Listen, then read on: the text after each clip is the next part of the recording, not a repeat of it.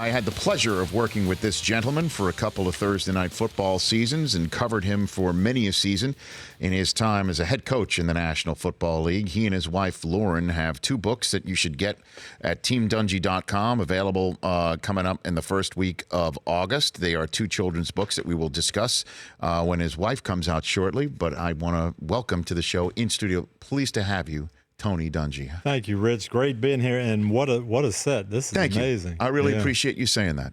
Thank you.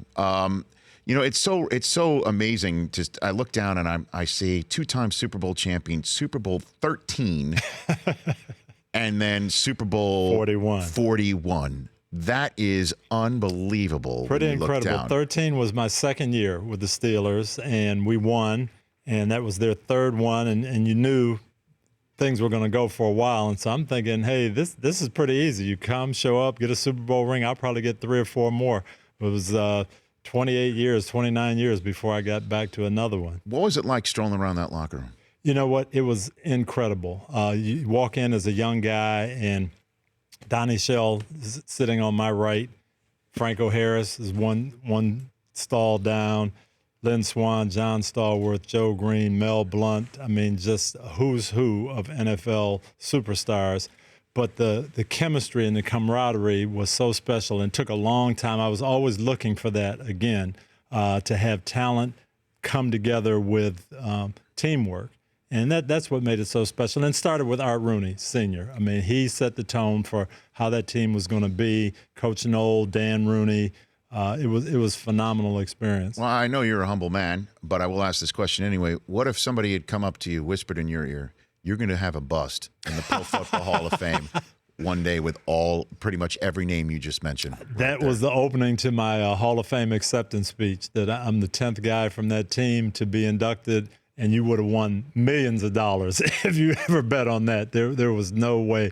But it was just, I learned so much being in that organization, being around those guys, and it was just God's timing for me to be there and learn and end up putting that to use as a coach. I want to ask you about the decision that Terrell Owens has made about not appearing for his induction weekend, Tony, and what your thoughts are on that. I feel sorry for Terrell Owens. I really do.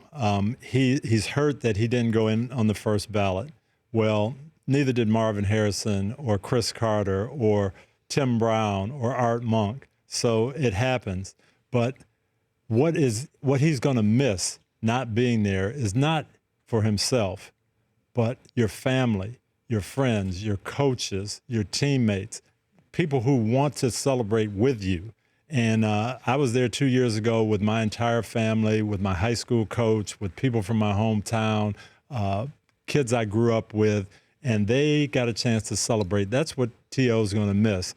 And he may not miss it, but all of those people will. It just seems that there's something other than just what you've described as to the reason why he's not doing this. Have you heard anything? I have not heard anything. And I think it's just hurt feelings. And I'm sorry. I just feel badly for him because he's going to miss out on a great weekend. Well, and do you think that this might set a trend? Do you think other players absolutely can't see anyone else doing this. It's such a unique situation. It's such a thrill to go in. And I guess everyone would like to go in on the first ballot. I went in on the third ballot, and you're just ecstatic when you get the call. And, I really don't understand it. I don't. A couple other football subjects I want to hit with you before your wife comes out and we talk about these books here. The national anthem, policy that came out in May. Now, yesterday, the league is essentially saying we're going to put that on hold while we talk to the Players Association about this. Rich, that should have been the first step, the very first step when they were trying to formulate this together. Hey, let's call the player reps in. Let's get 10 or 12 of our veteran players. Let's all of us sit down, management council, the league office. Let's talk this through. Here, what do you guys want to get across? I know you want to be a voice for those that don't have a voice.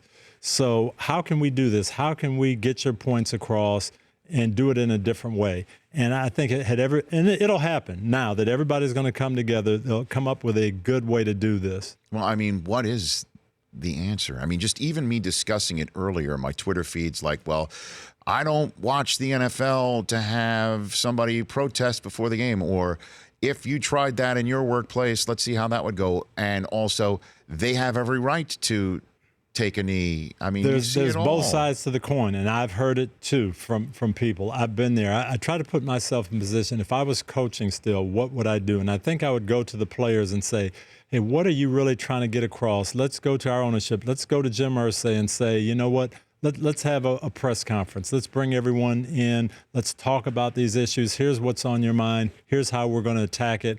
Get together, players, coaches, management, and get these things out. I talk to people all the time who I'm through with the NFL because, I don't want to see these players doing this. At the other side of the coin, I'm through with the NFL because the management is trying to tell the players they have to do A, B, and C.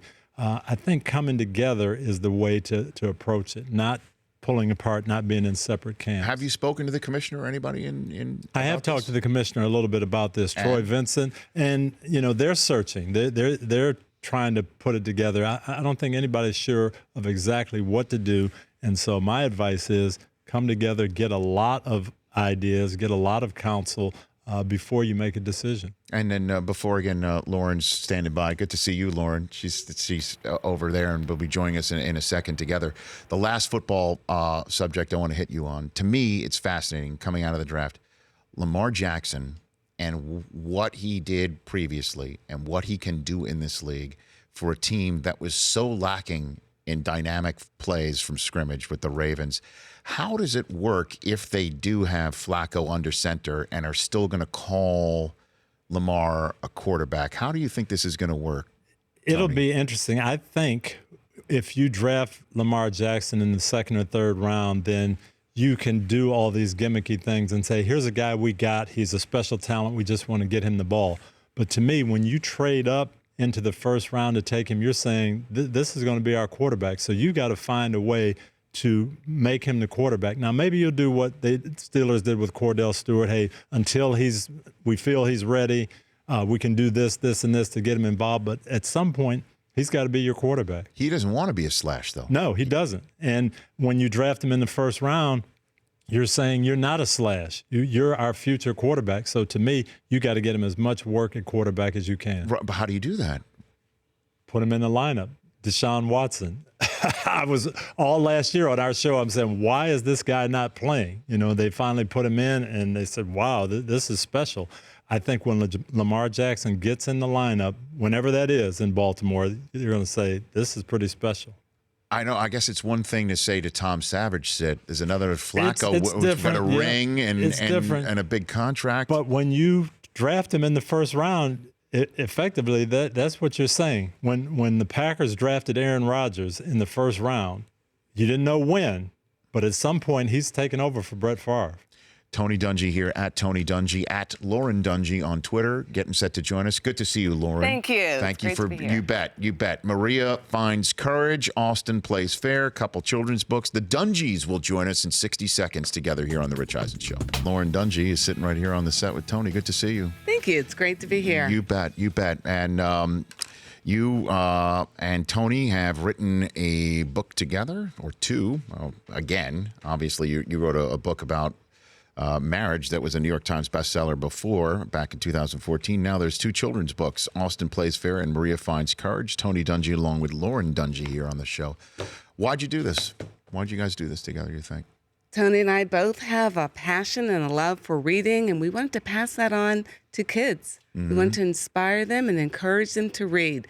So we thought it was an excellent opportunity to do that through reading, through writing a book. Then you sit down together and just hammer out what the book's and, about? When I was coaching the Bucks, Lauren and a lot of the other wives used to read in elementary schools on Tuesdays. And they came back and said, you know what, we're really having difficulty finding books, number one, with diverse characters that have a good message, that are fun, and that's what we want to read. So seeing that there was a shortage of that, that's how we kind of came to attack it. And an early childhood educational specialist, is that what you would say is your endeavor or anything like that? That's my passion and my title, if you will. Sure.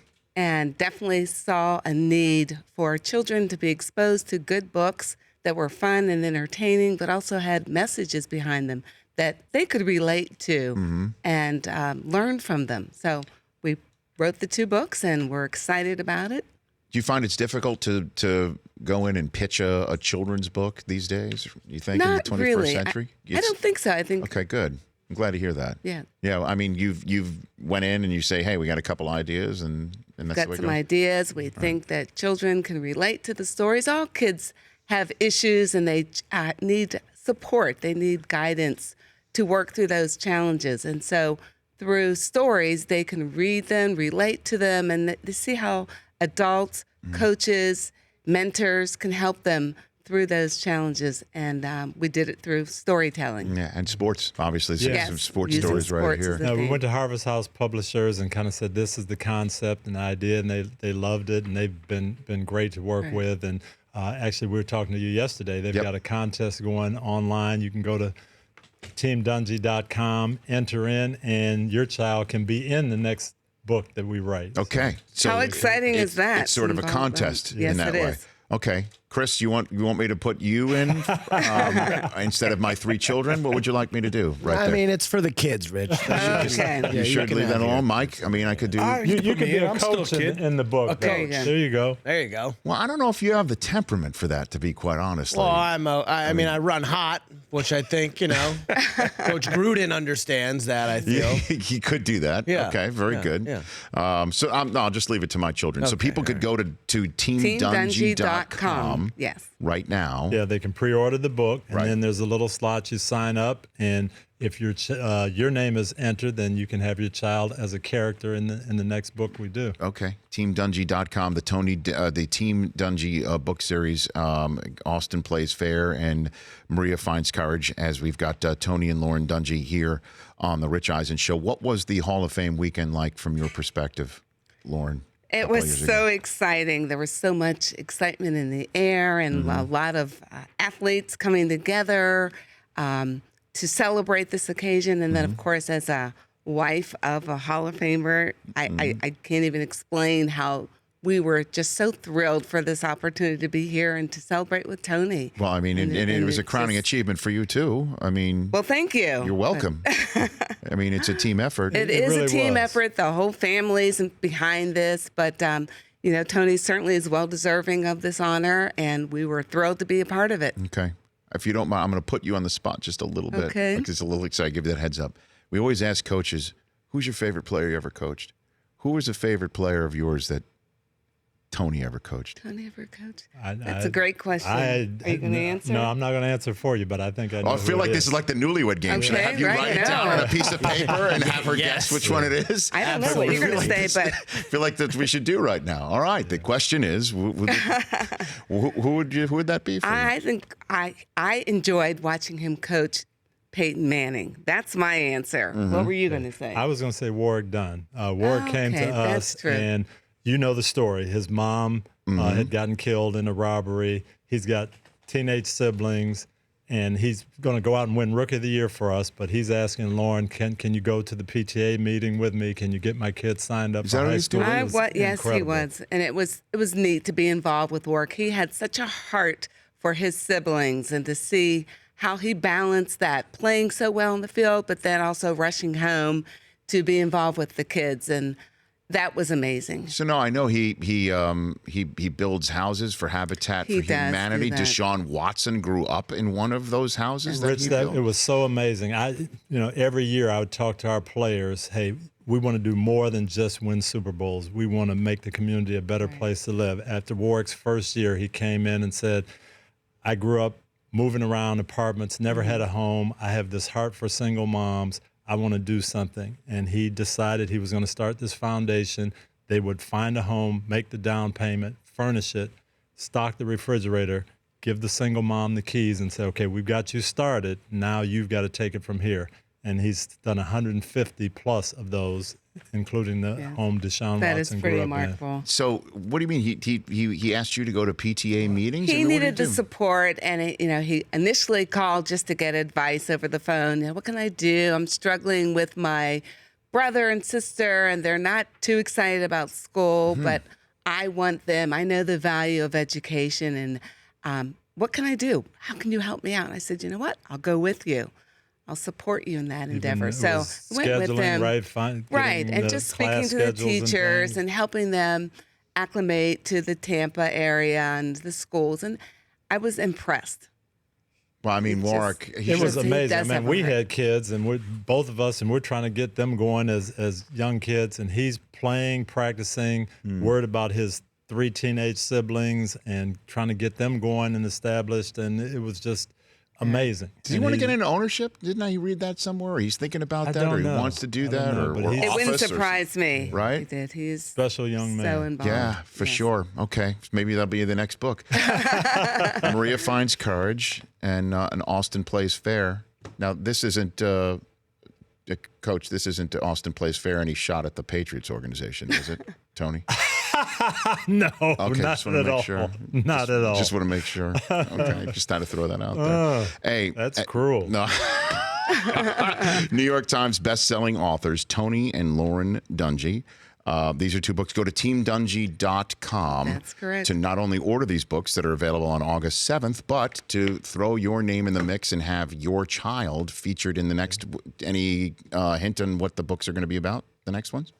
You know? Not yet. We've actually got a couple coming out that are already in the works, but this next one that we write with the new person we haven't figured out. Yeah, we're waiting for that special character to be included. Fantastic. Well, thank you for including this show, and then the podcast I do with my wife, who unfortunately was on the East Coast. Thanks for including us in your tour. You're welcome. Thank you. Now, you're now, again, I don't mean to harp on it, but you are heading to a cooking show? Is that what's actually happening? It's not just a cooking show, but it's a home. Cooking could possibly It could be in possibly the part of yes. that. Okay, a green thumb or something like that. Something like very that. good. Good to see you guys. Thank you so much. I guess I will be seeing you, Tony, next at the Hall of Fame. Yes. Okay. We will look Pro for Football you Hall in of Fame, and of August. course you and Rodney Harrison, I believe, Tarico this year, right? Yes. On Football Night in America before Al and Chris and the rest of the gang go at it on Sunday Night Football. I guess it includes Terry McCauley this year too. Is he joining your crew? Yes, I think rules analyst. As a rules analyst, fantastic. The Rich Eisen Show, weekdays at noon Eastern on Audience.